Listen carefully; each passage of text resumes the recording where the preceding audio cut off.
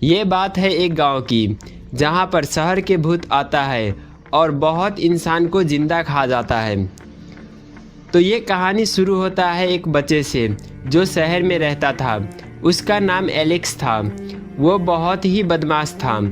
वो ज़्यादातर सबको परेशान करने में लगा रहता था। एक दिन उसके माता पिता घुमाने ले जाता है।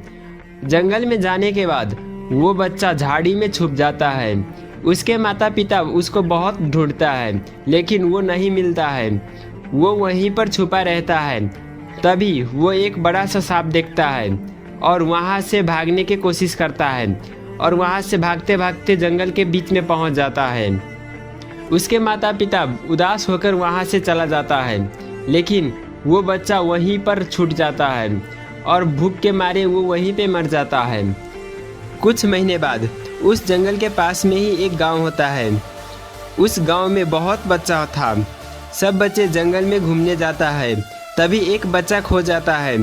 तभी एलिक्स का भूत उसको अपने बस में कर लेता है और सब बच्चे के पास जाता है और बोलता है, अरे ब्रदर, कहाँ जा रहे हो? उस झाड़ी के पास बड़ा सा एप्पल है, चलो खाते हैं। गांव के एक बच्चा, अरे ये एप्पल क्या होता है? सेब होता है बुड़बक। तभी एक बच्चा चला जाता है, तुम तो बहुत बड़ा स्टूपिड हो, अब मैं तुमको खा जाऊंगा, यम्मी। और ऐसे बोलकर एलेक्स उस बच्चे को जिंदा खा जाता है। सारे बच्चे घर चला जाता है। पीछे पीछे एलेक्स का भूत भी जाता है। अरे मेरा फादर कौन है? एक बच्चा उसको उसका घर दिखा देता है। वो अपने घर में जाकर सो जाता है। रात हो जाता है और सब सो जाता है, लेकिन एलेक्स नहीं सोता है। वो अपने भाई के रूम में जाता है। अरे ब्रदर, बहुत अच्छा नींद आ रहा है, तुमको तो मैं हमेशा के लिए सुला दूंगा, वेक अप ब्रो। उसका भाई उठ जाता है और जोर जोर से चिल्लाने लगता है। इतने में ही उसको वो एलेक्स खा जाता है। मेरा ब्रो बहुत टेस्टी निकला, अब सिस्टर को खाऊंगा। जंगल के बीच में एक प्यारा सा गांव था। उस गांव में सब लोग मिलजुल के रहते थे। गांव जंगल के बीच में होने के कारण से कोई भी वहां पर आधुनिक सामग्री नहीं पहुंचा पाता था। वहां पर स्कूल, हॉस्पिटल कुछ भी नहीं था। वहां एक गरीब किसान रहता था जिसका नाम किशन था। उसके 2 बच्चे थे और बीवी भी था। वो दूसरे के खेत में काम करके पैसा जमा करके एक खेत भाड़े पे लेता है। उस खेत में वो काम करने लगता है। वो बहुत अच्छा फसल उपजाने लगता है। वो साग सब्जी भी उगाने लगा। वो दिन रात मेहनत करता था, बारिश हो या धूप वो कभी भी नहीं रुकता था। वो सारे सब्जी बाजार में ले जाकर बेचता था। उसने एक बड़ा सा घर बनाया, घर में ही सब्जी का दुकान खोल दिया। वो हर रोज अपने खेत से सब्जी लाकर दुकान में बेचता था। ऐसे करते करते वो अमीर हो गया और उसने एक ट्रैक्टर खरीदा। उस गांव में एक भी ट्रैक्टर नहीं था। वो गांव में ट्रैक्टर चलाता था और सभी का खेत जोतकर पैसा लेता था और दिन में अपने दुकान में रहता था। एक दिन उसका ट्रैक्टर पलट गया और वो उसी में दबकर मर गए। उसके बीवी बच्चों से नहीं दुकान चला और नहीं ट्रैक्टर। वो मेहनत नहीं कर पाता था, इसलिए फसल भी अच्छा नहीं होता था। उसका धीरे धीरे सारा संपत्ति खत्म होने लगा और सिर्फ घर बच गया। गांव के कुछ बदमाश मिलके उसका घर हड़प लिया। गांव वालों से मदद मांगने पर भी कोई भी उसका मदद करने नहीं आया। ये सब किशन के आत्मा को जगा दिया। उस ट्रैक्टर में किशन के आत्मा आ जाते हैं। रात को वो ट्रैक्टर अपने आप चल के अपने बीबी और बच्चों के पास आ गया। वो सब उस ट्रैक्टर में बैठकर अपने घर की तरफ चला गया। घर पहुंचकर वो ट्रैक्टर चुड़ैल बन गया और वो अंदर जाके तीनों बदमाशों को मार दिया। उस दिन से वो ट्रैक्टर उसके साथ ही रहने लगा। किशन के पत्नी दिन में दुकान में रहता था और उसके 2 बच्चे ट्रैक्टर पे बैठकर खेत जोतता था। फिर से वो लोग अमीर हो गए और खुशी खुशी रहने लगे। तो बच्चों, बुराई कितनी भी कोशिश कर ले, जीत हमेशा अच्छाई की ही होती है। अगर जो आपको ये वीडियो अच्छी लगी तो चैनल को सब्सक्राइब कर देना। ये कहानी शुरू होता है एक आम गांव से। उस गांव का नाम क्यारीपुर था। एक आम लड़की जिसका नाम लीना था, वो केवल 5 साल की थी जब उसके माता पिता गुजर गए। उसके बाद उसको एक अमीर परिवार ने गोद लिया क्योंकि उसके 5 बेटे थे लेकिन एक भी बेटी नहीं था। एक दिन उसका बेटा ने बोला, पापा, हमारे दोस्त हमको बहुत चिढ़ाते हैं। वो सब कहते हैं कि तुम्हारे एक भी बहन नहीं है, कैसे रक्षाबंधन मनाओगे। उसके बाद 2-3 महीने लीना को बहुत प्यार दिया। उसके बाद लीना उनके लिए पराया बन गई। वो लोग उसको तंग करने लगा। एक दिन तो हद ही हो गया। कैसे बेटी हो तुम, हमारे लिए बोझ बन गई हो। मर जाती तो भी अच्छा होता। पता नहीं किसकी खून है, हमारी घर को तबाह करने आई है। उसके बाद उसको कमरे में बंद करके रखने लगा। कुछ दिन में वो उसी कमरे में मर गई, सबके सामने झूठे आंसू दिखाते हुए। मेरी बेटी कैसे छोड़ के चली गई, काश मेरे पास वापस आ जाती। ऐसे कहने के बाद उसको जलाकर घर आ जाते हैं। कल सुबह सब उठने के बाद दिखता है उसका खिलौना बीच घर में पड़ा होता है। कल हमने इसको तो लाश के साथ जला दिया था, फिर ये यहाँ पर कैसे आ गए। तभी उसकी पत्नी कहती है, लगता है उसका भूत आ गया इस घर में। तभी लीना की चुड़ैल आ जाती है। पहले सबसे छोटे बेटे को जिंदा खा जाती है, वो भी सबके सामने। जो तुमने मेरे को दुख दिया, इसका बदला मैं जरूर लूंगी। ये तो बस शुरुआत है। ऐसे बोलकर वो गायब हो जाती है। वो लोग गांव वाले को बुलाकर लाता है। सबके आने के बाद एक तांत्रिक उस चुड़ैल को बुलाता है। ए चुड़ैल, दम है तो सामने आ, मुझसे मुकाबला कर, बुज़दिल मत बन। ऐसा सुनते ही चुड़ैल आ जाती है।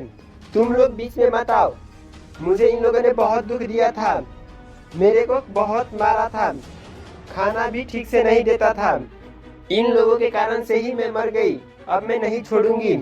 वो तांत्रिक जादू करने की कोशिश करता है लेकिन वो चुड़ैल का कुछ नहीं बिगाड़ पाता है। उसके बाद वो चुड़ैल तांत्रिक को ही खा जाता है।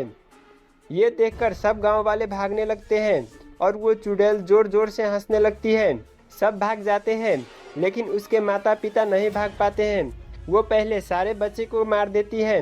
उतने में ही उसके माता पिता पिछले दरवाजे से भाग जाते हैं।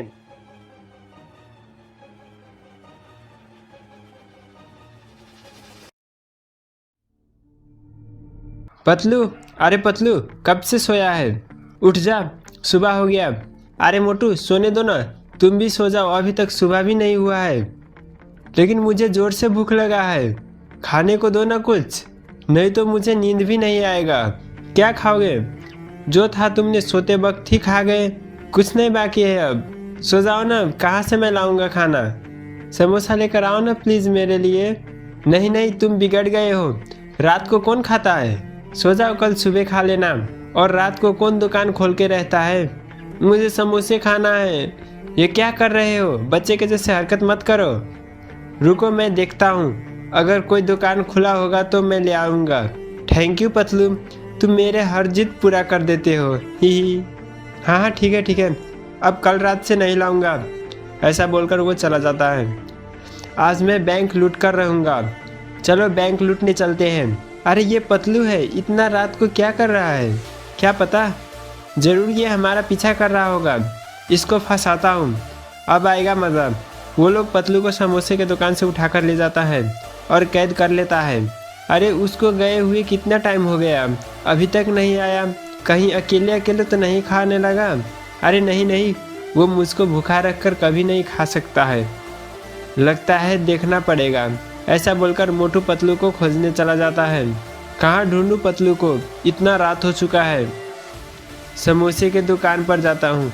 अरे चाय वाले भैया, पतलू यहाँ आया था क्या? हाँ मोटू, आया तो था लेकिन वो चला गया। अब मैं क्या करूँ, खाली पेट तो मेरा दिमाग भी नहीं चलता। अरे चाय वाले भैया, कल सुबह तो ये समोसे ख़राब हो जाएंगे ना? कल तो ये सारे समोसे ख़राब हो जाएंगे, अगर तुम चाहते हो तो खा लो। वाह, समोसे यम, मज़ा आ गया। अब चलता हूँ पतलू को ढूंढने। लेकिन ये पतलू गया तो गया कहाँ? तभी एक गाड़ी में डॉन भाग रहा होता है। उसको मोटू सामने से रोककर पूछता है, अरे डॉन, तुमने पतलू को देखा क्या? जॉन बनेगा डॉन। ओके ठीक है, पतलू कहाँ है ये बताओ ना। उसको मैंने कैद कर लिया है। अब मैं तुमको भी कैद कर लेता हूँ। हा हा हा, जॉन बनेगा डॉन। ऐसा बोलकर वो उस पर जाल फेंक देता है और उसको कैद कर लेता है। मोटू, इन लोगों ने तुम्हें भी किडनैप कर लिया। लो ये समोसा खाओ और शुरू हो जाओ। ओ या समोसा। वो पूरा समोसा खा जाता है और मोटू उछल उछल कर पीटने लगता है। ये कहानी है एक गरीब परिवार की, जिसके घर में बेटी बनकर लक्ष्मी माता आती है। एक बार की बात है, एक छोटा सा गांव में एक परिवार रहता था। वो परिवार बहुत ही ज़्यादा गरीब था। रामू बिस्तर पर पड़ा रहता है क्योंकि उसके पैर टूट चुका होता है। एक महीने पहले वो खेत में काम कर रहा होता है, तभी उसका पैर उलझकर वो गिर जाता है। तब से उसका पैर काम करना बंद कर देता है। तभी से उसके पत्नी खेत में काम करने लगती है, लेकिन उससे उतना काम नहीं होता है। एक दिन, हे लक्ष्मी माता, आपने ये हमारे साथ क्या किया? आपसे बस यही दुआ मांगती हूँ कि हमारा परिवार खुश रहे। हमारे कोई बच्चे भी नहीं हैं, हम कैसे जिएंगे? मेरे पति के लिए दवा भी नहीं ले पाती हूँ। दया करिए लक्ष्मी माता, दया करिए। ये बोलकर वो खेत के तरफ चलने लगता है। वहाँ जाके वो काम करने लगता है, लेकिन वो धीरे धीरे बीमार होने लगता है। उसका सब्जी भी कुछ अच्छा नहीं फलता है। वो सब्जी लेकर बेचने चला जाता है। वो सारे सब्जी बेचकर अपने पति के लिए दवा लेने चली जाती है। तभी रास्ते पर एक लक्ष्मी माँ की मंदिर देखती है। वो अंदर जाकर मदद मांगने लगती है। हे लक्ष्मी माता, लगता है मेरे शरीर भी जवाब देने लगी है। कैसे होगा मुझसे काम? कुछ मदद कीजिए। ऐसा बोलकर वो वहाँ से निकल जाती है। बाहर निकलते ही वो एक बच्ची को देखती है। आंटी, कुछ खाने के लिए दे दो, 2 दिन से कुछ खाया नहीं हूँ। बेटा, मेरे पास भी कुछ खाने को तो नहीं है, लेकिन मैं खरीद कर लाती हूँ। ऐसा बोलकर वो बिस्कुट खरीदने चली जाती है। ये लो बेटा, खा लो। तुम्हारा माता पिता कहाँ पर है? तुम कहाँ रहती हो? ये पैसे ले लो और कल भी खा लेना। Thank you so much aunty, आप बहुत अच्छी हो। क्या मैं आपके साथ रह सकता हूँ? मन ही मन वो सोचता है कि मेरे पति के लिए दवा का पैसा और खाने का पैसा अच्छे से नहीं जोड़ पाती हूँ। कैसे मैं इसका खर्चा उठाऊंगी? अच्छा बेटा, ठीक है, तुम मेरे साथ चलो मेरे घर। वो उसके घर के सारे काम करने लगती है और रामू का ख्याल भी रखने लगती है। रामू का पत्नी बहुत ज़्यादा बीमार पड़ जाती है। कैसे भी करके खेत जाने के लिए तैयार हो जाती है। खेत में काम करते करते वो बेहोश हो जाती है। तभी उसकी बेटी वहाँ पर आकर उसको घर ले जाती है और उसका अच्छा से ख्याल रखने लगती है। और वो छोटी बच्ची खुद ही काम करने चली जाती है। कुछ ही दिन में वो बहुत अच्छा फसल उपजा लेती है। एक दिन रामू देखता है उसकी बेटी घर से निकलती है, तभी उसके घर की मूर्ति भी गायब हो जाती है। ये देखकर रामू सब कुछ समझ जाता है। वो दोनों खेत में जाकर माफ़ी मांगने लगती है। हमने आपको नहीं पहचाना। अरे बेटा, हर घर की बेटी लक्ष्मी होती है। उसके बाद हर काम सफल होने लगता है और उसका पति भी ठीक हो जाता है। ये कहानी है एक रामपुर गांव का, जहां पर एक परिवार एक चुड़ैल से परेशान था और देखिए कैसे लक्ष्मी माँ उस चुड़ैल का वध करती है। एक बार की बात है, शिवम अपने परिवार के साथ रह रहा था। गांव में उसका बहुत इज्जत था। उसके पास पैसा तो नहीं था, लेकिन वो बहुत ही इज्जत वाले थे। शिवम के 2 बेटी और 1 बेटा था। उसके सारे बच्चे पढ़ने में भी अच्छा था, लेकिन उसके घर पे एक बूढ़े चुड़ैल का साया था। शिवम लक्ष्मी माता के बहुत बड़ा पुजारी था। वो लोग सब मिलके लक्ष्मी माँ का बहुत पूजा करता था, लेकिन कुछ ठीक नहीं चल रहा था। कुछ भी काम करता उसमें बाधाएं आ जाता था। हे लक्ष्मी माँ, इतना मेहनत करता हूँ लेकिन कुछ अच्छा नहीं हो रहा है। सब कुछ करके थक चुका हूँ। क्या करूँ, कुछ समझ में नहीं आ रहा है। क्या हुआ बेटा? पापा, अब मुझे आप किताब कब दिलाएंगे? स्कूल में हर रोज़ डांट पड़ती है। कुछ दिन रुक जा बेटा, सैलरी आते ही तुमको बुक दिला दूंगा। वहाँ से उसका बेटा दुखी होकर स्कूल चला जाता है। देखिए ना, लगता है सब्जी खत्म हो गया। चावल भी कल तक ही चलेगा। हमारे बच्चे भी भूखे ही स्कूल गया है। वहाँ से शिवम उदास होकर काम पर निकल जाता है। बॉस, इस बार सैलरी जल्दी मिल जाती तो अच्छा होता। ये तुम्हारा हर बार का हो गया है। पिछले महीने भी तुमने आगे ही पैसे ले लिया था। अच्छा ठीक है देता हूँ, लेकिन अगली बार नहीं, वरना सारे कामदार आगे ही पैसा मांगने लगेगा। अच्छा ठीक है, आपका बहुत बहुत शुक्रिया। शिवम खुश होकर घर आने लगता है। तभी उसको चुड़ैल दिखाई देता है, जिसके कारण से वो बाइक से ठुक कर वहाँ पर गिर जाता है। शुक्र है वहाँ का लोग टाइम पर पहुँच जाता है और उसे हॉस्पिटल लेके चला जाता है, लेकिन सारे पैसा जो बॉस से लिया था वो ख़त्म हो जाता है। शिवम को पहले से ही शक था कि उसके पीछे कोई बुरा साया है। कुछ महीने के लिए वो काम करने नहीं जाता है। वो घर पर ही अपने खेत में ही मेहनत करने लगता है। उसका फसल भी बहुत अच्छा होता है, कुछ आमदनी भी आ जाता है, जिससे उसके बच्चे का बुक, घर में चावल और सारे सामान भी आ जाता है। लेकिन वो बूढ़ी चुड़ैल बाज कहाँ आने वाली थी। एक दिन शिवम की पत्नी दौड़ते हुए घर आती है। सुनते हो जी, हमारा सारा फसल बर्बाद हो गया है, फसल में आग लग गया है। ये क्या कह रही हो सुबह सुबह? सच बोल रही हूँ जी। शिवम दौड़ते हुए जाता है। अरे हे लक्ष्मी माँ, अब मेरा क्या होगा? क्या करूँगा अब मैं? कैसे बच्चे पालूंगा मैं? लक्ष्मी माता, ये आपने क्या किया हमारे साथ? आपको हमने इतना पूजा, इतना माना, यही हमको फल मिला। तभी शिवम एक गुड़िया देखता है जो देखने में बहुत ही डरावना होता है। तभी उसको शक लगने लगता है। उसके दिमाग में एक आइडिया आ जाता है। कल सुबह ही, बच्चे ज़रा इधर आओ, आज शाम को मैं तुम्हें पिज़्ज़ा खिलाऊंगा, मैं आज काम पर जा रहा हूँ। ऐसा बोलकर वो वहाँ से निकल जाता है। जाते जाते अचानक से कोई उसके पीछे आ जाता है। शिवम को सारे बात धीरे धीरे करके समझ में आने लगता है। तभी उसको वो चुड़ैल पीछे से धक्का देने ही वाला होता है कि शिवम लक्ष्मी माता के तस्वीर लेके पीछे घूम जाता है। वो चुड़ैल वहाँ से भाग जाता है। अच्छा तो ये बात है, इसके कारण से ही घर में इतना तकलीफ और दुख हो रहा है। शिवम घर चला जाता है और सारे बात अपने पत्नी को बताता है। वो लोग एक तांत्रिक को अपने घर पर बुलाता है। वो तांत्रिक घर आते हैं और घर आते ही चुड़ैल सामने आ जाता है। तुम बीच में मत आओ, वरना तुम्हारे भी यही हाल होगा जो इस घर का किया है मैंने। मुझे माफ़ कर दो, ये मेरे बस की बात नहीं है, तुम्हें कोई नहीं बचा सकता। ऐसा करो कि तुम ये घर बेचकर कहीं और चले जाओ। ये चुड़ैल तुम लोगों को कभी अच्छा नहीं होने देगा। लेकिन हम लोग पिछले साल ही यहाँ आया है, वहाँ भी कुछ अच्छा नहीं हो रहा था। वो घर में रखे मूर्ति के पास जाता है। हे माता, ये कैसी लीला है तेरी? मैंने तुमको इतना पूजा, लेकिन हमारे गरीबी ख़त्म ही नहीं हो रहा है। मैंने कभी कुछ मुफ्त का नहीं मांगा तुझसे, कम से कम हमारी मेहनत का फल भी तो दो। अरे ज़रा बाहर आइए ना, यहाँ हमारे बेटी को क्या हो गया? अचानक ज़मीन पे गिर गया, जल्दी से हॉस्पिटल लेके चलते हैं। लेकिन हमारे पास एक भी पैसा नहीं है। मैं बेटी को अस्पताल लेके जाता हूँ, आप यही मंगलसूत्र बेचकर पैसा ले आना। चुड़ैल सारे बात सुन लेता है। शिवम मंगलसूत्र लेकर बाजार जा ही रहा होता है कि चुड़ैल भी उसके पीछे पीछे जाने लगता है। शिवम को पीछे से एक साया दिख जाता है। वो मंदिर की तरफ चलने लगता है। जाते जाते वो एक मंदिर में घुस जाता है। माता, आप देख ही रहे हो ना, अब कितना परीक्षा लोगी आप हमारा। अब मुझसे बर्दाश्त नहीं हो रहा, या तो मेरी जान ले लो या तो मेरे परिवार को फिर से खुशहाल बना दो। तभी लक्ष्मी माता अचानक से प्रकट हो जाता है।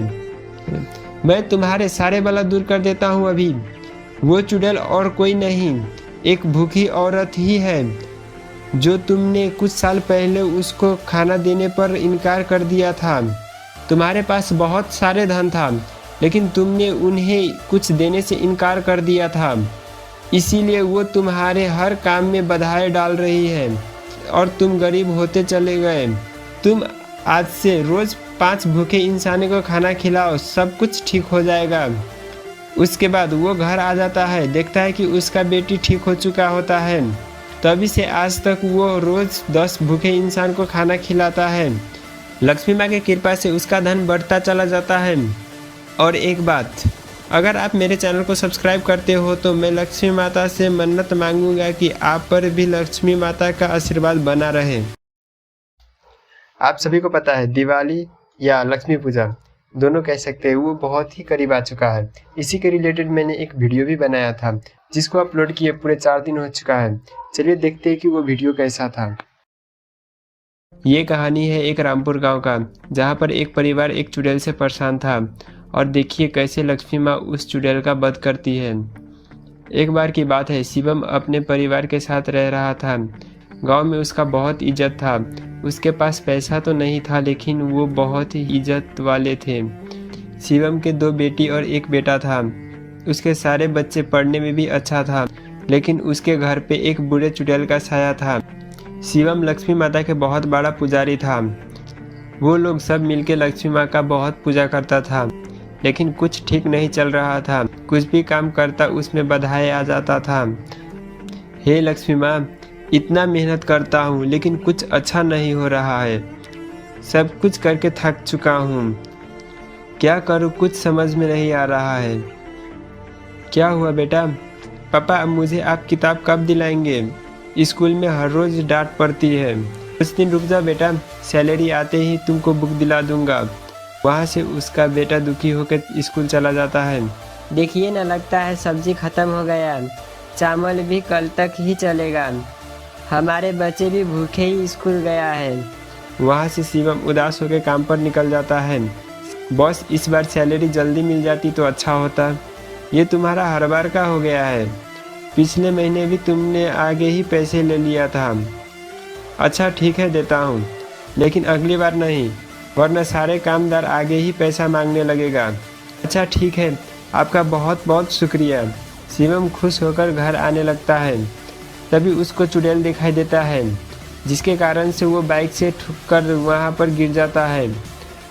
शुक्र है वहाँ का लोग टाइम पर पहुँच जाता है और उसे हॉस्पिटल लेके चला जाता है, लेकिन सारे पैसा जो बॉस से लिया था वो ख़त्म हो जाता है। शिवम को पहले से ही शक था कि उसके पीछे कोई बुरा साया है। कुछ महीने के लिए वो काम करने नहीं जाता है। वो घर पर ही अपने खेत में ही मेहनत करने लगता है।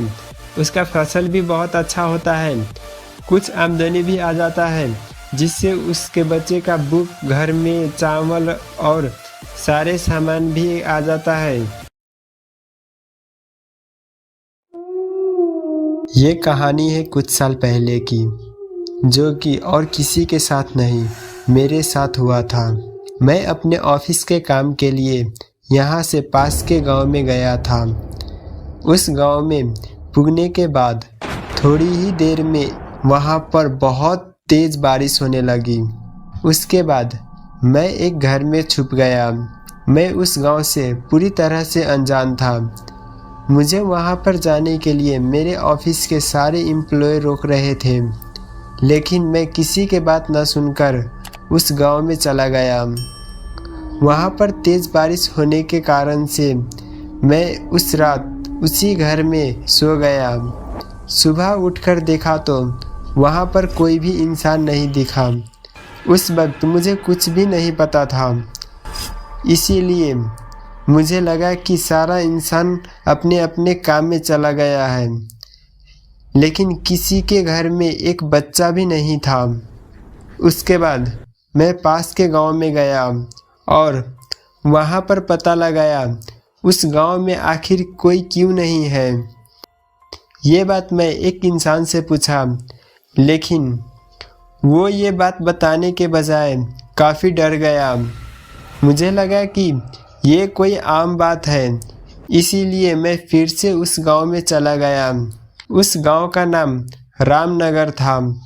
मुझे उस गांव में लगभग 5 दिन का काम था और मैं इसीलिए उस गांव में 5 दिन का रुकने का इंतज़ाम करवा लिया। मेरे पहले रात काफ़ी अच्छा गया। वहाँ पर कुछ भी ऐसा अजीब सा मुझे एहसास नहीं हुआ, लेकिन अगले दिन मैं अपने ऑफिस के लिए तैयार हो रहा था। तभी मेरा दरवाज़ा ज़ोर ज़ोर से खटकाने लगा। ये सुनकर मैं वो दरवाज़ा खोलने चला गया, लेकिन वहाँ पर कोई भी नहीं था। फिर मैं उस दरवाजे को बंद करके अपने काम में व्यस्त हो गया। थोड़ी देर बाद वो दरवाज़ा फिर से कस-कस के पीटने लगा। मैं फिर से गया और उस दरवाजे को खोला। तभी वहाँ पर एक लड़की दिखी। उसने मुझसे बोला, क्या मैं अंदर आ सकती हूँ? हाँ, क्यों नहीं? क्या तुम इस गांव में नए हो? हाँ, लेकिन क्यों? तो तुम्हें इस गांव के बारे में कुछ भी नहीं पता कि यहाँ पर क्या हुआ था और क्यों इस गांव में कोई नहीं है? क्या तुम्हें इस बारे में पता है? हाँ, मुझे सब कुछ पता है। प्लीज़ मुझे भी बताओ ना इसके बारे में। ठीक है, बैठो, मैं तुमको सारी बात बताता हूँ। मैं वहाँ पर बैठ जाता हूँ और वो औरत मुझे सारी बात बताने लगती है। तभी वो औरत मुझसे बोलती है, आज से तकरीबन 50 साल पहले की बात है। यहाँ पर सारे लोग मिलजुल कर रहते थे, लेकिन एक दिन ऐसा हुआ कि यहाँ पर एक राक्षस का नज़र पड़ा और धीरे धीरे सारे लोगों को वो मारने लगा। वो इस गांव के बहुत बड़ा समस्या बनकर रह गया था। इसको दूर करने के लिए गांव में बहुत बड़ा पूजा रखा गया, लेकिन उसको इस पूजा से कुछ नहीं हुआ। धीरे धीरे उस गांव के सारे इंसान मरने लगा। एक दिन एक लड़की जिसका नाम सानी थी, उसको उस राक्षस ने पकड़कर मार दिया। और आगे क्या हुआ? वो राक्षस वहीं पर रुक गया कि और भी इंसान को मारने लगा। वो सानी एक तांत्रिक की बेटी थी और वो शादीशुदा भी थी। उसके एक बेटी जिसका नाम रानी था। और उसके बाद क्या हुआ? रानी को भी मार दिया कि छोड़ दिया? उस राक्षस ने रानी को भी नहीं छोड़ा। ये देखकर उसकी माँ एक चुड़ैल बन गई और उस राक्षस को मार दिया। वहाँ से उस गांव को वो दोनों चुड़ैल मिलकर सताने लगा। तभी से इस गांव में कोई भी नहीं आता है और इस गांव में एक भी इंसान नहीं देखने को मिलता है। ये सब तो ठीक है, लेकिन तुम यहाँ पर क्या कर रही हो? दरअसल वो सानी और कोई नहीं, मैं ही हूँ। ये सुनकर मैं बहुत ज़्यादा डर गया और वहाँ से मैं भागने की कोशिश करने लगा। वो चुड़ैल भी मेरे पीछे पीछे आने लगी। डर के मारे मैं कुछ नहीं बोला और वहाँ से भागते हुए मैं पास के गांव में चला गया और वहाँ पर मुझे एक तांत्रिक से भेंट हुआ। मैं उस तांत्रिक को सारा बात बताने लगा। ये सुनकर तांत्रिक ने मुझसे कहा, बेटा तुम उस गांव में जाकर बहुत बड़ा गलती कर चुके हो। आज तक उस गांव में जाने वाले कोई भी इंसान बचकर नहीं आया, तो क्या उससे बचने के लिए कोई और रास्ता नहीं है? इसके लिए हमें बहुत बड़ा पूजा करना पड़ेगा। मैं उस तांत्रिक के बात पर पूरी तरह सहमत था। मैं वहां से पूजा के सामग्री लाने के लिए चला गया। थोड़ी देर बाद मैं सारा सामान लेकर आ गया और वो तांत्रिक भी पूजा करने लगा। कुछ ही देर में वो तांत्रिक उस चुड़ैल को अपने बस में कर लेता है और उस गांव में फिर से सारा लोग आकर रहने लगता है और वो गांव फिर से खुशहाली और हरियाली हो जाती है। एक बार की बात है, एक गांव था, उसका नाम फुरफुरी नगर था। वहाँ पर मोटू और पतलू रहता था। एक दिन, पतलू कुछ खाने के लिए दो ना। अरे कुछ होगा तो ना दूंगा, कैसे दूं मैं? ऊपर देखो ना, कुछ तो होगा। ये क्या है? कब से ये लॉकर यहाँ पर पड़ा है? इसको खोल के देखता हूँ। मत खोलो, बम भी हो सकता है। मुझे तो बहुत डर लग रहा है, कहीं फट ना जाए।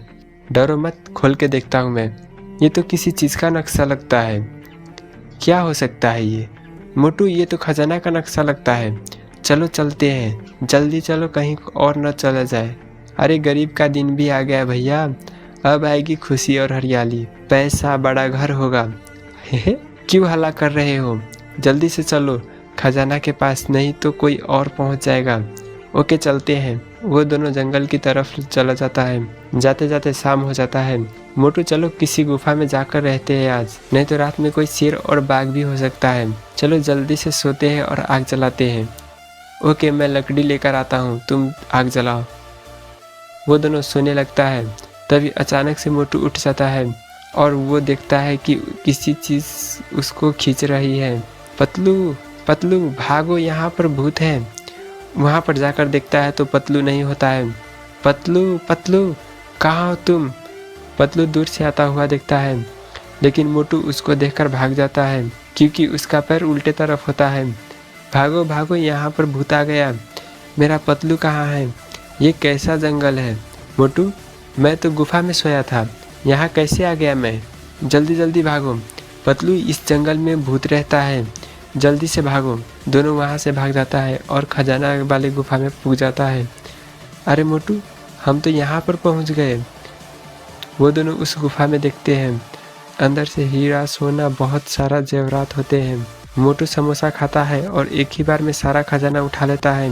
वो दोनों वहाँ से बचकर भाग जाता है। फुरफुरी नगर में रास्ते स्कूल हॉस्पिटल बना देता है। एक बार की बात है। अरे मोटू, जल्दी उठो ना, हमें बैंक में काम करने भी तो जाना है। आज हमारा फर्स्ट डे है, अगर हम लेट हो गए तो हमको नौकरी से निकाल देंगे। बस और थोड़ी देर सोने दो ना प्लीज़। नहीं नहीं, जल्दी से तैयार हो जाओ। लेकिन वहाँ पर समोसा तो मिलेगा ना, क्योंकि बिना समोसे का मुझसे काम नहीं होता है। मिलता होगा, जल्दी जल्दी चलो वरना देर हो जाएगा। ओके, लेकिन हमारा काम क्या है? सेक्रेटरी का काम है, बैंक को सुरक्षित रखना है। जल्दी जल्दी चलो बैंक के अंदर। गुड मॉर्निंग सर, कैसे हो आप? आपने हमें बुलाया था सेक्रेटरी के लिए, हम आ गए। अच्छा, तो तुम ही दोनों हो मोटू पतलू, जल्दी से काम पर लग जाओ। मोटू गेट पर ही जाकर सो जाता है। अरे मोटू उठो ना, वरना हमें नौकरी से निकाल देंगे। नहीं, मुझे थोड़ी देर सोने दो ना। कुछ ही देर बाद जॉन बैंक लूटने आ जाता है। मोटू जल्दी से उठो, जॉन चोरी करने आया है। चिंगम सर को मैं कॉल करता हूँ। चिंगम सर, जॉन बैंक लूटने आया है, जल्दी से कुछ कीजिए। तुम भी तो सिक्योरिटी गार्ड हो, तुम भी तो बचा सकते हो। मेरे रास्ते से हट जाओ, टांग मत अड़ाओ, जल्दी से बैंक लूटने दो। हा हा हा, कुछ देर में चिंगम सर आएगा और तुमको पकड़ के ले जाएगा। क्या बोल रहे हो? शुभ शुभ बोलो। तुम यहाँ से जाते हो या चिंगम सर को बुलाऊं? क्या दिन आ गया है, कोई कुत्ता भी मुझसे नहीं डरता है। जॉन बनेगा डॉन, इसे रोकेगा कौन? जल्दी से पैसा लेकर भाग जाता हूँ। ये तुम ठीक नहीं कर रहे हो। दोनों का लड़ाई हो जाता है। तभी चिंगम सर बाइक से आता है और जॉन को पकड़ के ले जाता है। हेलो दोस्तों, मेरा नाम है सौरभ जोशी, वो ब्लॉग वाला नहीं, मैं हूँ कहानी वाला। तो आज मैं लेके आया हूँ बहुत ही बढ़िया डरावना कहानी, जिससे आपके चड्डी में सुसु निकल सकता है। तो कृपया करके ये वीडियो पूरा देखें। कुछ ही साल पहले की बात है, मैं अपने मामा के घर गया था। वहाँ पर मेरे 3 मामा रहते हैं, एक खड़ूस, दूसरा मनहूस, जिसका शक्ल बहुत ही ज़्यादा खराब है। मैं वैसे तो किसी को बुरा नहीं बोलता, लेकिन तुम देखोगे ना तो मुंह पे थूकोगे जरूर। तो मैं पूरे मौज के साथ एक रूम में सो रहा था। वहाँ पर एक बड़ा सा सीलिंग फैन लगा हुआ था। वो पंखा टेढ़ा था, कुछ जोर जोर से आवाज भी आ रही थी और हवा भी बहुत अच्छा दे रहा था। तो मैंने कहा, क्यों ना भैया यहीं पर 2-3 घंटे सो लिया जाए, क्या पता खड़ूस मनहूस मामा आ जाए तो मुझे भगा देगा यहाँ से। मुझे बहुत ही अच्छा नींद आया। तभी मेरे सर पे वो पंखा गिर गया, जिससे मेरा सर पर चोट लग गया।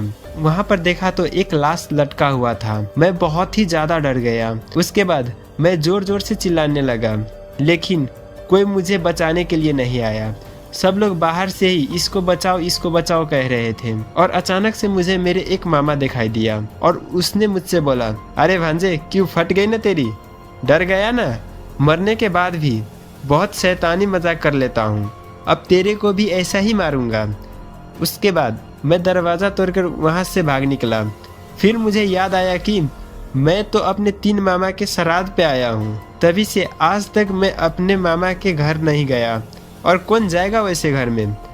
अगर तुमने यहाँ तक देख लिया है तो तुमने टाइम वेस्ट कर लिया। भाई सब्सक्राइब कर दे, पैसा थोड़ी जा रहा है तेरा। ये बात है सन 2012 की, जब मैं अपने स्कूल से घर की तरफ आ रहा था। तभी मुझे एक अजीब सा हवा चलने का महसूस हुआ। उस वक्त रात का 8 बज रहा था। उस दिन स्कूल में एक प्रोग्राम था, इसीलिए मुझे काफ़ी देर हो चुका था। मैं अकेला था और उस रोड में एक भी इंसान नहीं था और कोई गाड़ी भी नहीं चल रहा था। मैं थोड़ी देर चलने के बाद एक लड़की का रोने का आवाज़ आने लगा। मैं चारों तरफ देखने लगा, वहाँ पर कोई नहीं था और मैं आगे बढ़ रहा था। वो आवाज़ भी तेज़ और साफ सुनाई देने लगा। उसके बाद मैं उस आवाज़ को सुनते हुए उस लड़की के पास गया। तभी वो लड़की मुझे देखकर अजीब तरीके से हंसने लगा। ये देखकर मुझे काफ़ी ज़्यादा डर लगने लगा और मैं इधर उधर देखने लगा। उसके बाद मैं वापस से उस लड़की की तरफ देखा, लेकिन वहाँ पर वो लड़की भी नहीं थी और मैं डरते हुए थोड़ी आगे गया तो मुझे एक घर दिखा। उस घर को देखकर मैं उस घर में चला गया, लेकिन वो घर भी बहुत ज़्यादा डरावना था। कुछ देर बाद ज़ोर से बिजली की आवाज़ आने लगा और बारिश भी होने लगा, और वो बारिश आम बारिश नहीं था। दरअसल वो बारिश खून का बारिश था। ये देखकर मैं खिड़की से बाहर देखा तो बाहर मोटू पतलू आ रहा था, लेकिन वो खून के बारिश के कारण मोटू पतलू वहीं पर मर गया। थोड़ी देर बारिश होने के बाद बारिश भी रुक गया और मैं उस घर से बाहर निकला तो वो लड़की चुड़ैल बन गई थी। मैं कैसे भी करके वहाँ से भाग निकला, लेकिन उस दिन लगभग 10 लोगों का मौत हो गया। वो दिन आज भी मेरे नज़रों के सामने आता रहता है और मैं आज भी उस गांव में जाने से डरता हूँ। कहते हैं ना, भगवान हर जगह होता है। सच्ची प्रार्थना और आराधना से भगवान को बुलाया जा सकता है, बस मन शुद्ध होना चाहिए। ये कहानी है एक बड़े भक्त जिसका नाम संतोषी था। उसकी शादी हो चुकी थी। उसके एक बेटा और बेटी भी थी। उसके पति शहर में काम करता था। कितने भी काम कर लेते, लेकिन उसको अच्छा मुनाफा नहीं दिख रहा था। बस 2 टाइम की खाना ही दे पाता था। हे माँ, मेरे पति इतना मेहनत करता है, लेकिन 2 वक्त के रोटी मुश्किल से मिल पाता है। बस इतना ही गुजारिश है आपसे कि मेरे पति का ख्याल रखना। लेकिन उसका तबीयत खराब होने से वो घर आ जाता है। एक दिन, इतना मेहनत करता हूँ लेकिन कुछ मुनाफा नहीं हो रहा। मेरे सारे दोस्त मुझसे आगे निकल गए। सोच रहा हूँ कि मैं खेती कर लेता हूँ और तुम भी सिलाई का काम शुरू कर दो। हम दोनों मिलकर काम करेंगे तो ज़रूर कुछ होगा। रामू गांव में अपने दोस्त से पैसा उधार लेके सिलाई मशीन खरीद देता है और संतोषी भी सिलाई करने लगती है। संतोषी को सिलाई का अच्छा ज्ञान था, इसीलिए बहुत सारे ऑर्डर आने लगा। एक दिन उसका पड़ोसी उसके घर आया। वो पड़ोसी बहुत ही ज़्यादा घमंडी और लालची था। धन से बहुत अमीर था, लेकिन मन से गरीब। बहन, एक सरवाल सिलाना था मेरे बेटी के लिए। जल्दी से सिलाई कर दो, उसको ये कल ही चाहिए। लेकिन कल गांव में एक शादी है, उसके सारे कपड़े के ऑर्डर मुझे ही आया है। कैसे भी करके मुझे उसका कपड़ा सिलना है, वरना शादी में रुकावट आ जाएगा। मुझे आज रात भर काम करना पड़ेगा लगता है, और इन दिनों मेरा तबीयत भी अच्छा नहीं रहता। बहन, तुम दूसरी सिलाई दुकान में ले जाओ, नहीं तो यहाँ कपड़े तुमको कल शाम को ही मिलेगा। क्या मतलब कल शाम को मिलेगा? तुमको आज ही रेडी करके देना पड़ेगा, वरना मैं ये सारे कपड़े को जला दूंगी। उसके बाद शादी होते ही रह जाएगा। ये बात सुनकर संतोषी दुखी हो जाती है और वो काम करने लगती है। वो पहले उस पड़ोसी का ऑर्डर पे ही काम करने लगती है। वो पूरे रात काम करती है।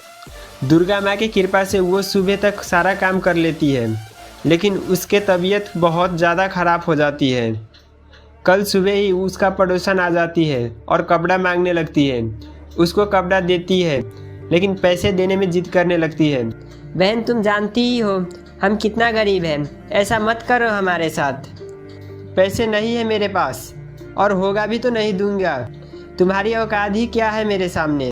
बहन, ऐसा मत करो मेरे साथ। मुझसे कोई गलती हो गई हो तो मुझे माफ़ कर दो, लेकिन मेरे पैसे मुझे दे दो। तेरा ये मजाल, मुझको कैसे छुआ तूने? लगता है यही मरेगी। अच्छा हुआ यहाँ से भाग जाती हूँ। उसका पति शाम को खेत से घर आ जाता है। उसका बच्चा रो रहा होता है। ये देखकर रामू भी घबरा जाता है। अरे संतोषी, ये क्या हो गया तुम्हें? अब हमारा क्या होगा? हे माता, जिसने तुम्हें पूजा, तुमने उसका ही साथ ये किया। तुझे इसको वापस लेना ही होगा। कुछ देर बाद संतोषी का शरीर वहाँ से गायब हो जाता है और वो एक चुड़ैल के रूप में वापस आ जाती है। आप दुख मत मानिए, दुर्गा माँ ने आपका प्रार्थना सुन लिया, लेकिन मैं एक इंसान तो नहीं बन सकती, मैं एक चुड़ैल बन गई। संतोषी दुर्गा माँ की मूर्ति के पास जाती है और प्रार्थना करने लगती है। हे माँ, तूने मुझे बचा तो दिया, लेकिन ये चुड़ैल अपने बच्चे और पति का ख्याल कैसे रखेगी? वो खुद को एक कमरे में बंद कर लेती है। उसके बच्चे और पति सुरक्षित रहे इसीलिए वो दिन रात प्रार्थना में जुड़ी रहती है। रामू खेती छोड़कर सिलाई का काम करने लगता है। वो अपने बच्चे को भी देख सेख और घर भी संभालने लगता है। एक दिन, रामू, ये कपड़ा मुझे 2 घंटे में चाहिए, वरना वही हाल करूँगी जो तेरे बीबी का किया था। हा। संतोषी चुड़ैल रूम से बाहर आ जाती है। जालिम औरत, तूने मुझे तो मार दिया, अब क्या मेरे पति को मारेगी? रुक, तेरी यही जान लेती हूँ। मुझे छोड़ दो, मुझे माफ़ कर दो। तेरे बच्चे को मैं बहुत पैसा दूंगी, कभी किसी चीज़ की कमी नहीं होने दूंगी। मुझे छोड़ दे मेरी चुड़ैल माँ। कैसे छोड़ दूँ तुझको? मेरे मरने के बाद मेरे पति और मेरे बच्चे जो दुख झेल रहा है उसे तो मैं नहीं भूलने वाली। तुझसे तो मेरे मेहनत का पैसा नहीं निकला और बात करती है तुम मेरे बेटी को मुफ्त का पैसा देगी। हम गरीब हैं, हम मुफ्त के पैसे नहीं लेते, मेहनत ही हमारा धर्म है। तभी दुर्गा माँ आ जाती है और दुर्गा माता बोलती है, हे संतोषी, इस नीच दुष्ट पापी औरत को मारकर अपने आप को पापी मत करो। मैं हूँ इसके लिए, इसको माफ कर दो। ठीक है माते, जो तुम कहो। संतोषी, असली दुर्गा माँ तो तुम हो, जिसने इतना करने के बाद भी माफ कर दिया। अगर तुम्हारे जैसे भक्त इस दुनिया में होते तो इतना पाप नहीं होता। मैं तुमसे धन्य हुई।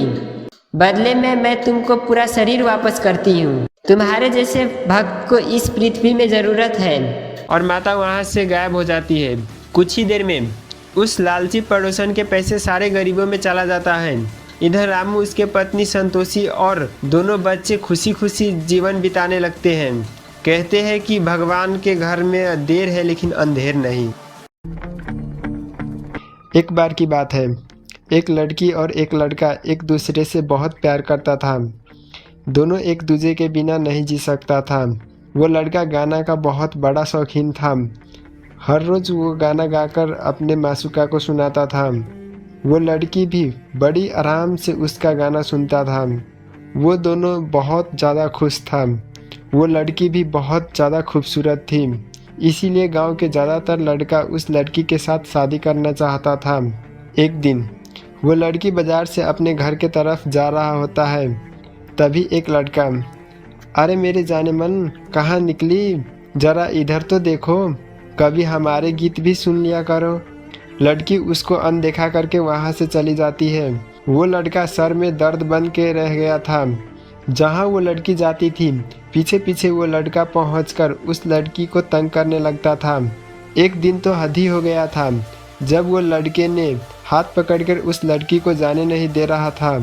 उसके बाद वो लड़की चलने लगती है। गांव वाले वहाँ पर बैठकर तमाशा देख रहा था। कोई भी उस लड़की को नहीं छुड़ा रहा था। इतने में ही उसका प्रेमी आ जाता है और जोर से एक मुक्का मारकर उस लड़के को गिरा देता है। उसके बाद वो दोनों घर चला जाता है। गांव के सारे आदमी जाकर उस लड़की के माँ और पिता से कहता है कि तुम्हारी लड़की हमारे गांव को बिगाड़ दिया है। क्या पता अगर ये सब देखकर हमारे बच्चे भी वैसे ही अश्लील हरकत करने लगे।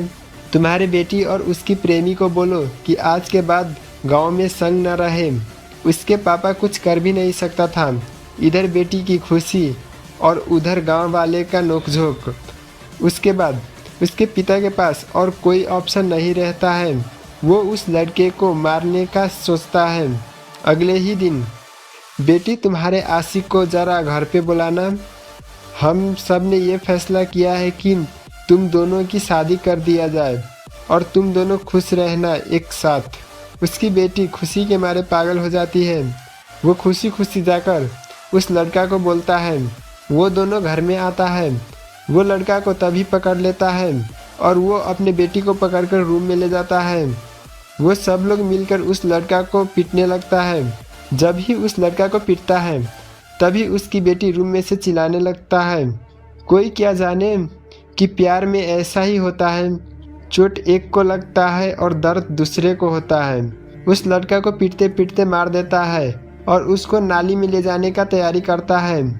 उस लड़की के पिता रूम में जाकर देखती है तो वो लड़की भी मर चुकी होती है। एक पेपर होता है जिसमें लिखा होता है कि पापा मुझे माफ़ करना, मैं आपके काबिल बेटी नहीं बन सकी। मैं उस लड़के से बहुत ज़्यादा प्यार करती हूँ, जैसे मम्मी आपसे करती है वैसे ही मैं उस लड़के को पति मानकर प्यार करती थी।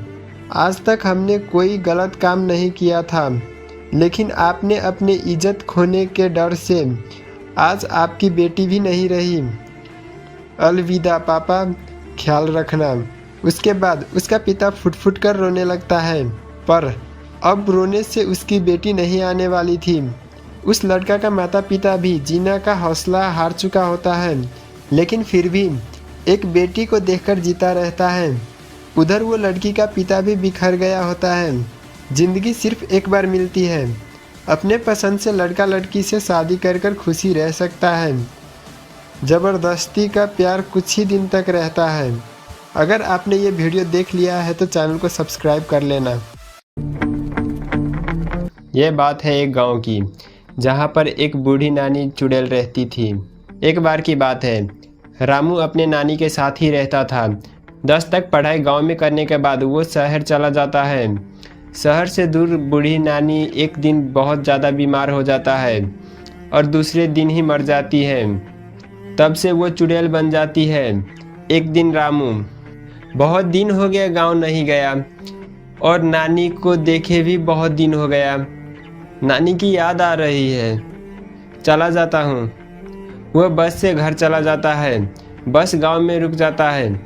वह बस से उतरकर सीधे घर जाता है। घर पहुंचकर वो बाहर से गुहार लगाता है, लेकिन अंदर से कोई भी आवाज़ नहीं आता है। थोड़ी देर बाद उसकी नानी माँ दरवाज़ा खोलती है। नानी को देखकर रामू बहुत खुश हो जाता है। अरे नानी, मैं घर आ गया, मैं तुमको कितना मिस किया। नानी मुझे आशीर्वाद दो। खुश रहो बेटे, क्या बात है, बहुत दिन बाद आए हो। आओ खाना खाकर सो जाओ। हाँ नानी माँ, बहुत भूख लगा है, जल्दी से खाना दो। पेट भर के खा लूँगा और मज़ा से सो जाऊँगा। ये लो खा लो, मैं अपने बूढ़ी हाथों से बनाया हूँ, बहुत प्यार से बनाया हूँ। जल्दी जल्दी खा लो, फिर हमें सोना भी है। नानी, ये खाना तो बहुत ही ज़्यादा टेस्टी है। यम्मी, थोड़ा और मिलेगा? हाँ ज़रूर, और लो बेटे खा लो, पेट भर के खाओ। नानी, ये मांस तो बहुत ही स्वादिष्ट है। किस चीज़ का मांस है ये इतना अच्छा? वो बाजू वाले राजू के बेटा है ना, उसी का मांस है। बहुत दिन से घर के सामने आकर बूढ़ी चुड़ैल कह रहा था। क्या नानी, आप भी बहुत मजाक करती हो। उम्र के हिसाब से आपको शोभा नहीं देता। तू भी ना बेटा। अच्छा जल्दी से सो जाओ, कल सुबह तुमको और मांस खिलाऊंगी। उसके बाद रामू सो जाता है। कल सुबह ही क्या नींद आया, आज भी मांस खाने को मिलेगा, मज़ा आ जाएगा। नानी मेरा कितना ख्याल रखती है। चलो आज सारे दोस्तों से मिल लेता हूँ। वह गांव में घूमने चला जाता है। इधर ये चुड़ैल भी अपने नाती के लिए शिकार पर चली जाती है। कुछ देर बाद, अरे श्याम, क्या हाल है? सब ठीक ठाक है ना? अरे मेरा दोस्त विराट भी यही है। छक्का चौका मारते हो ना कि जीरो पर ही आउट हो जाते हो? हम सब ठीक हैं, तुम अपना बताओ। और रात में कहाँ सोए थे? तुम्हारी घर में तो तुम्हारे नानी का चुड़ैल रहती है। क्या बेहुदा मजाक कर रहे हो? मेरे नानी के बारे में ऐसा मत बोलो। कल ही रात उसने मुझे मांस खिलाया था, बहुत ही टेस्टी था। हाँ यार, तुम्हारे नानी तो कुछ महीने पहले ही आउट हो गई और तू 6 मारने के बात करता है। वो पक्का तेरा नानी का चुड़ैल होगा। रामू रोते हुए वहाँ से घर की तरफ जाने लगता है। रास्ते में ही वो चुड़ैल भेट जाती है। नानी माँ, तुम चुड़ैल है ना? और ये सब छोड़ बुढ़िया, तू मर गई है क्योंकि तेरी उम्र हो चुकी थी। लेकिन वो बच्चे को क्यों मारा तूने? कैसा पापी बुढ़िया है तू। मैं शहर जा रहा हूँ। तो तुम्हें पता चल ही गया। रुक, तेरी भी मांस बनाकर खाती हूँ। तभी विराट पीछे से उस चुड़ैल को बैट से मार देती है। तभी जल्दी से जाकर उस चुड़ैल के लाश को ढूंढकर उसको जला देता है। उसके बाद उस चुड़ैल को मुक्ति मिल जाती है और रामू और उसका दोस्त खुशी खुशी गांव में रहने लगता है। एक बार की बात है, पतलू चलो न कुछ खाने के लिए ले आते हैं। ओके ठीक है। कितना अच्छा तरकारी है ये, क्यों ना हम भी सब्जी की खेती करें? लेकिन उसमें तो बहुत ज़्यादा मेहनत लगता है। किसान बनना कोई आम बात नहीं। कभी पानी का टेंशन, कभी ज़्यादा बारिश हो जाने पर टेंशन, कभी फसल बर्बाद होने की टेंशन, कभी अच्छा दाम ना मिलने की टेंशन। ना बाबा ना, मुझसे नहीं होगा। अरे पतलू चलो ना प्लीज़, मुझे बहुत मन कर रहा है खेती करने का। ओके ठीक है, चलो कल से खेती करते हैं। मैंने तो बीज भी ले आया हूँ। सुबह ही दोनों उठकर घर के पीछे वाले खेत में हल चलाने लगता है।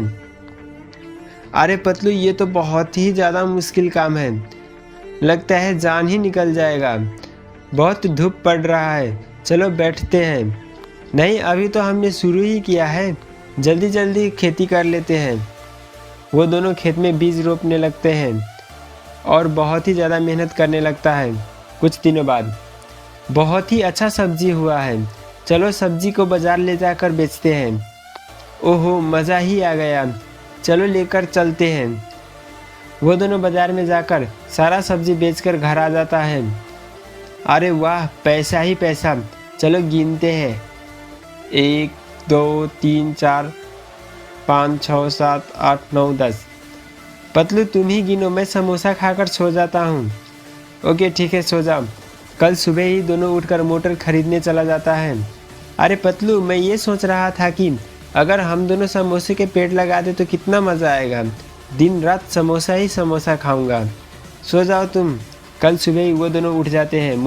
मैं एक अच्छा सा घर देख कर आता हूँ, उसी के पास में हम लोग सब्जी उगाएंगे। ठीक है मोटू, ये पैसा तुम ले लो। मोटू बाजार वाले रास्ते में एक बड़ा सा घर देखता है। वहाँ पर जॉन द डॉन भी होता है। जॉन बनेगा डॉन, हाँ, अब मैं बैंक लूटूंगा, एक बड़ा सा घर खरीदूंगा। ये मोटू कहाँ जा रहा है? भाई साहब, ये घर कहाँ है? मुझे खरीदना है। कितना का है? 90,000 का। ये लो पैसा और दे दो मुझे ये घर। अब मैं इस घर में बहुत सारा सब्जी रखूँगा। ओहो, तो ये बात है। रुको, मैं कुछ करता हूँ। मैं वो तांत्रिक का पुतला रख देता हूँ, जिससे मोटू भूत बन जाएगा। हा हा हा हा हा हा हा हा। ये मुझे क्या हो रहा है? अरे ये मोटू अभी तक घर नहीं आया। लगता है मोटू आ गया। मोटू, तुमको ये क्या हुआ? ऐसा क्यों देख रहे हो? तुमको घर मिला कि नहीं? ये क्या मजाक है? अब मैं तुम्हें खा जाऊंगा। भूत भूत, भागो भागो।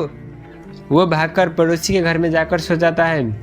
कल सुबह वो खेत में जाकर देखता है, वहाँ पर एक पुतला होता है। अरे ये क्या है? लगता है इसी के कारण से मोटू को ऐसा हुआ है। और ऐसा बोलकर पतलू उस पुतले को जला देता है। घर पर जाकर देखता है तो मोटू सो रहा होता है। अरे मोटू, तुम ठीक तो हो ना? क्या हुआ था मुझे? और मैं बंगला देख लिया है, चलो वहाँ पर सब्जी रखते हैं।